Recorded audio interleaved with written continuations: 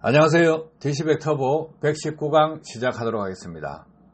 과급을 시키기 위한 기술 왜 필요하냐? 질소 산화물 발생량을 줄이고 연소 효율을 높여서 에너지 이용 효율을 높이는 것입니다. 매연을 줄이고 연비는 향상시키기 위한 그런 기술입니다. 출력도 향상시키게 되죠. 디젤 엔진에 일반적으로 적용되어 있는 기술들은 터보차저입니다. 그런데 과급을 더 시키기 위해서 터보를 직렬로 연결하는 저압터보, 고압터보 이렇게 두 개가 연결된 차량도 있습니다. 그 엔진은 만트럭 TGX D38 엔진입니다. 2단 터보 차징이 왜 필요하냐? 중요합니다. 과급을 더 시켜주기 위해서 하는 것입니다. 배기가스가 나올 때 터빈을 돌려서 임펠러를 돌리고 가압을 시킵니다. 그러면 2단으로 가압시킬 때는 어떻게 되느냐? 약 70%의 가압 능력이 향상됩니다. 이것은 기체 및 액체에 공통적으로 적용될 수 있습니다. 만트럭에 보시면 사진에 보세요. 사진에 보시면 터보차저 위에 보이는 것 말고 아래쪽에 보이는 터보가 또 있습니다. 아래쪽이 고압용 가극기입니다. 배기가스가 나오는 것을 그대로 받아서 고압용 가극기를 돌리고 고압용 가극기를 통과한 배기가스가 저압용 가극기를 통과하게 만들어 뒀습니다. 그러면 2단 터보가 된다는 거죠. 트윈 터보가 아닙니다. 2단 터보가 되는데 이때 가압 능력이 뛰어나게 됩니다. 그러면 질소 산화물도 줄어들고 연소율도 높아지기 때문에 출력과 연비 동시에 잡을 수 있는 기술입니다. 이 기술은 해외에서 이미 20년 전부터 연구가 되었고 이렇게 엔진에 적용된 것, 상용화된 것은 오래됐습니다. 과급을 시키는 이 기술들이 차세대 기술이 된다 이거예요. 대부분 정책이나 또 홍보를 하시는 분 입장에서는 전기차가 중요하다 이렇게 이야기하고 있습니다. 그런데 실질적으로 화물차 차량에 적용된 엔진들은 경유 디젤 엔진입니다. 그래서 디젤 엔진의 연소율을 어떻게 높일 거냐 이거예요. 과급시키는 기술이 필요하다 이겁니다. 저속회전, 중속회전, 고속회전 모든 회전대에서 이것이 필요한데 그러면 터보차저의 터빈을 돌리기 위한 에너지는 배기가스 에너지입니다. 엔진에서 낭비되고 있는 부작용을 초래하고 있는 에너지는 또 무엇이냐? 역류 에너지입니다. 왼쪽 사진을 보시면 임펠러가 있습니다. 흡입시키는 임펠러입니다. 터빈을 돌리고 반대쪽에는 임펠러가 있는데 임펠러는 흡입하는 역할을 하고 있습니다. 그런데 왼쪽 사진을 잘 보세요. 임펠러에 바깥면에 카본이 붙어 있습니다. 이 카본 어디서 나올까요?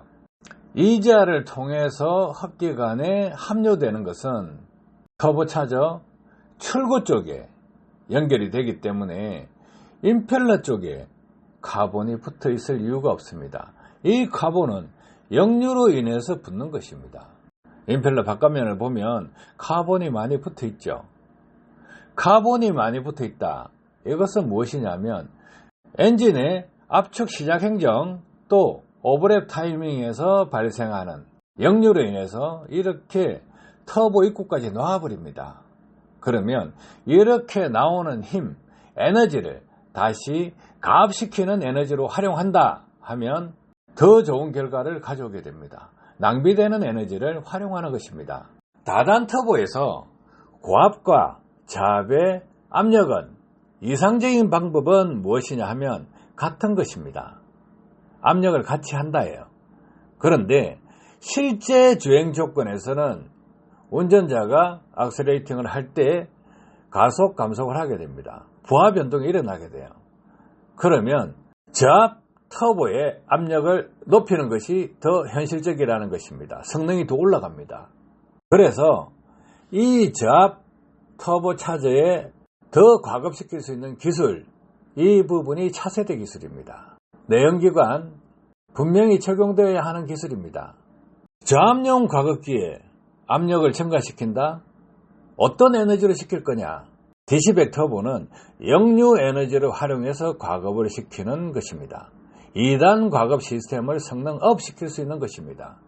그러면 터보 차저가 하나만 달려있는 일반적인 디젤 엔진, 이렇게 터보 차저가 직렬로 다단으로 붙어있는 2단 터보 차징 기술, 이런 부분 중요하죠. 2단 터보 차징 기술이 적용되어 있음에도 불구하고 그 이상의 고과급 시스템은 차세대 기술이 됩니다.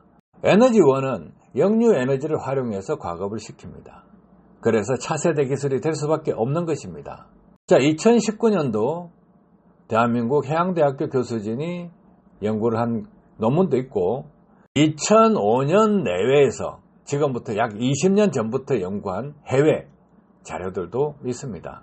그러면 과급 기술이 중요하다. 과급을 시키게 되면 녹서 발생량을 줄이게 됩니다. 연소율을 높이게 됩니다.